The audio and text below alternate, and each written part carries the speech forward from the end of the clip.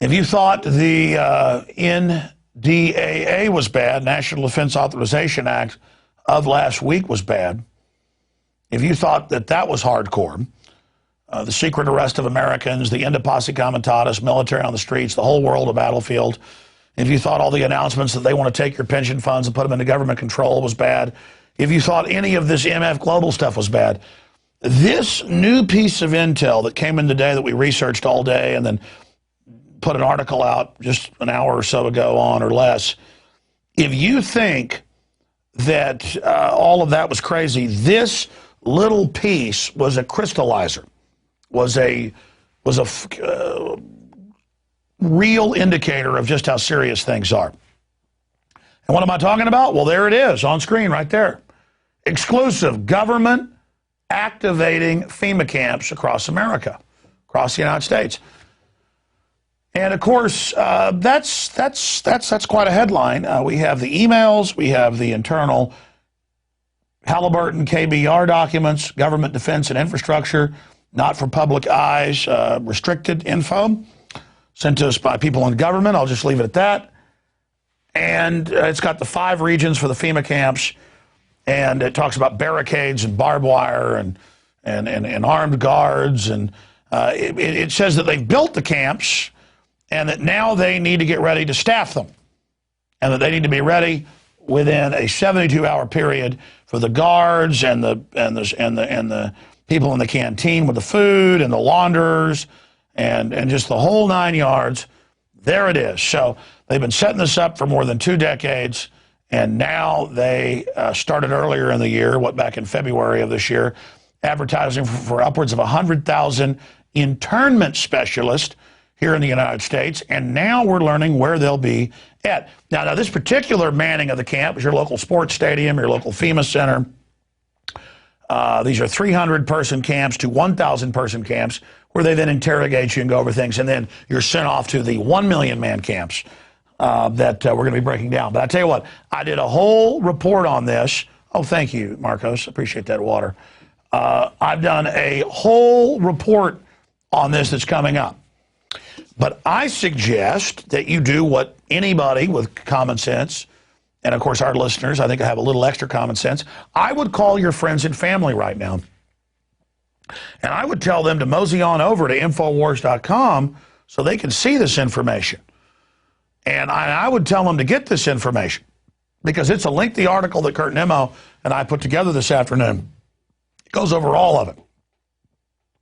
And it's got links to films and congressional hearings and admissions of all of this.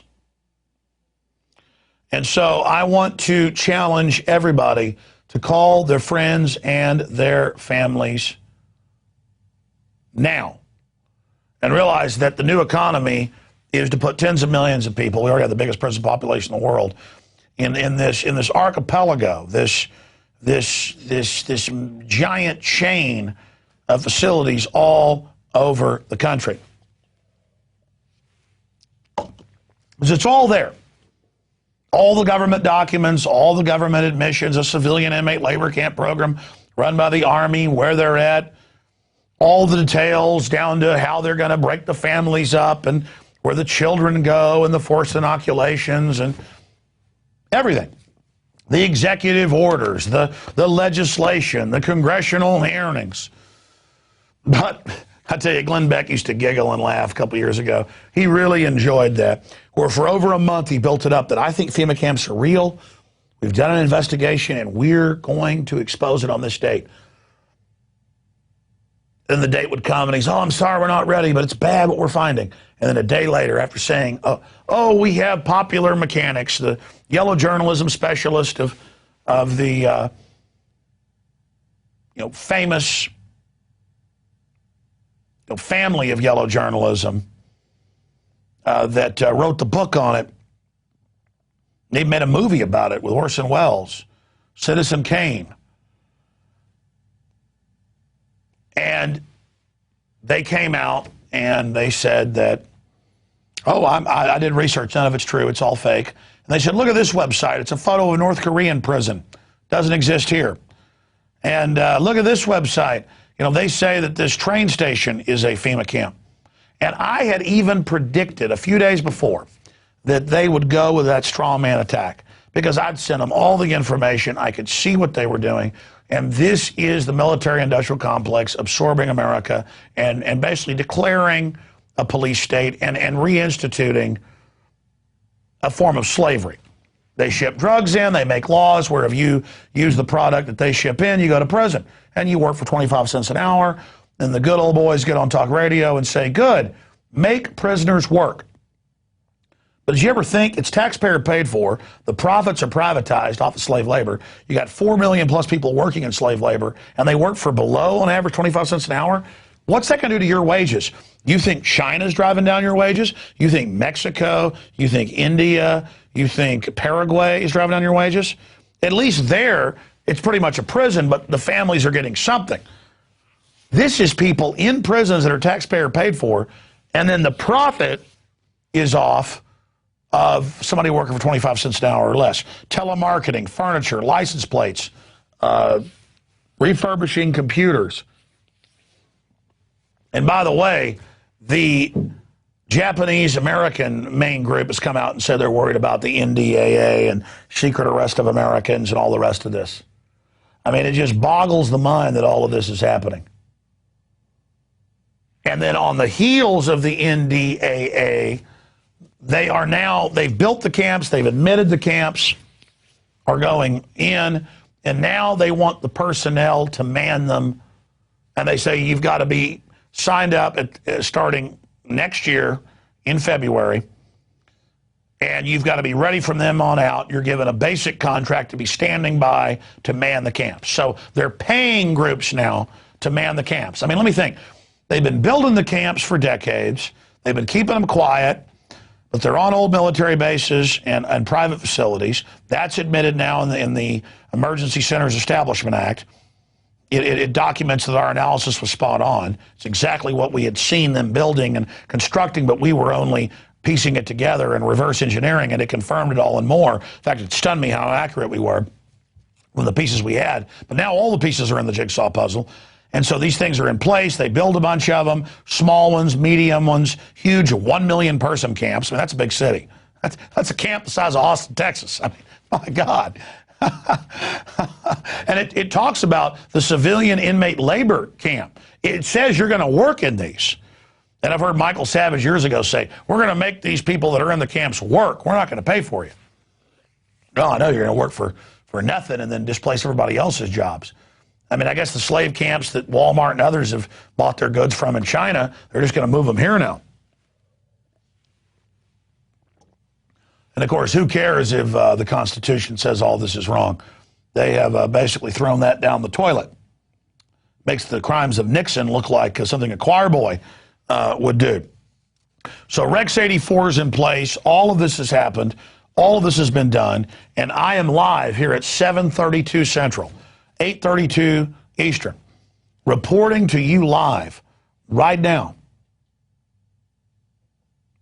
asking you to call your friends and family and to have them go to Infowars.com. Project overview and anticipated project requirements, lining the people up to now man the camps, right as the world economy collapses by design, right as the New World Order banking system is announced, right as the sovereignty is butchered, right as they get rid of posse comitatus, right as they tell you they're going to arrest you, right as it comes out that they're calling mainline protesters terrorists and telling cops this, right as this treason is trotted out in everybody's face, exclusive government activating FEMA camps across America. It's one thing to build them. I saw a couple years ago where they were taking and refurbishing the old Japanese camps for use. That was in Associated Press. I mean, this is so chilling.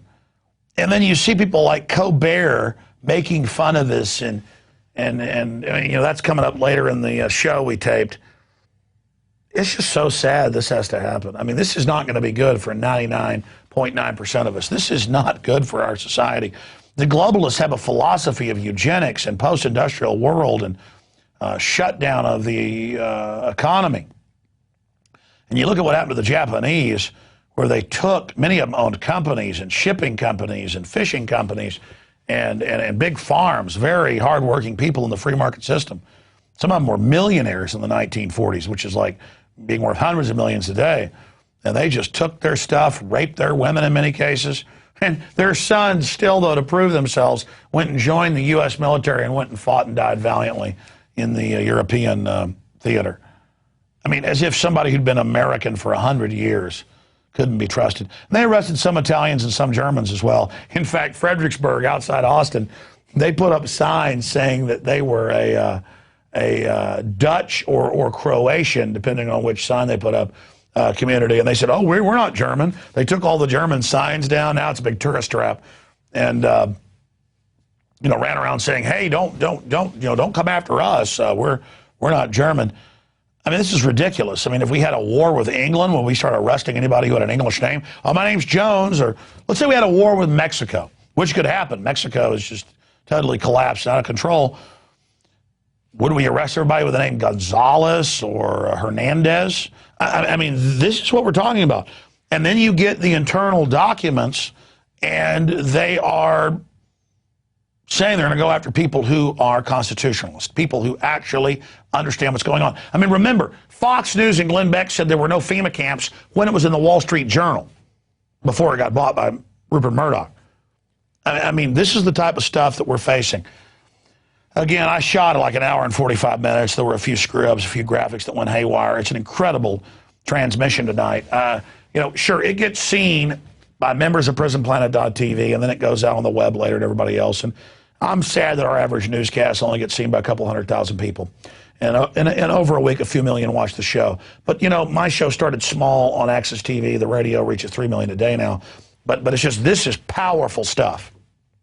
This needs to be seen. But the number one thing, I mean, I'm exhausted, but I can't wait to get on the radio tomorrow and cover this article, because the greatest thing of my 17 years of busting my hind end for a great cause of liberty, it's been an honor, not a hindrance, is that now we've built enough of a platform that when we hit it hard, and when you hit it hard, and when we get the information out on Twitter, Facebook, and the globalist weapon systems using it against them, and on your email and on other talk radio shows, that we're able now every week, at least, used to be every few months, now it's every week, every day, to punch through the Berlin Wall of disinformation and to force a debate and a discussion about what's really happening.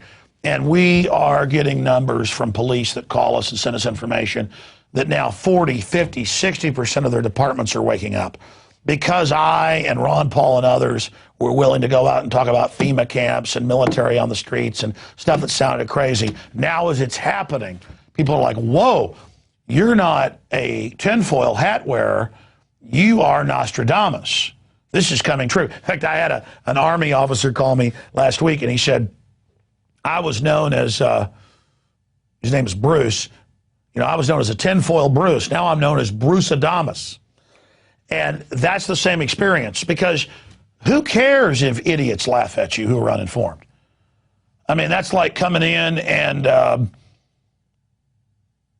your 2-year-old's pouring the cereal on their head, and you tell them, don't do that, it makes a mess. The 2-year-old laughs at you. You don't get mad at the 2-year-old pouring cereal on their head. You realize it's a 2-year-old. And so you're like, governments using the military, bad. Mega banks creating false currency and signing you onto the debt, bad. And the public's like, no, like a child at you. Feel sorry for them. Plant the seed dozens of times with them laughing. This is how we're going to beat the globalist. I mean, it's not even a debate. Who cares if some poor person who's ignorant laughs at you? It'd be like if you pulled up to some, you know, autistic person's house and you said your house is on fire, and they went, ugh, and ran past you. So what? You call the fire department. You saved them. They don't know. Don't take it personal when people that never read a history book, never studied geopolitical issues, laugh at you. It's our job to warn them and move on.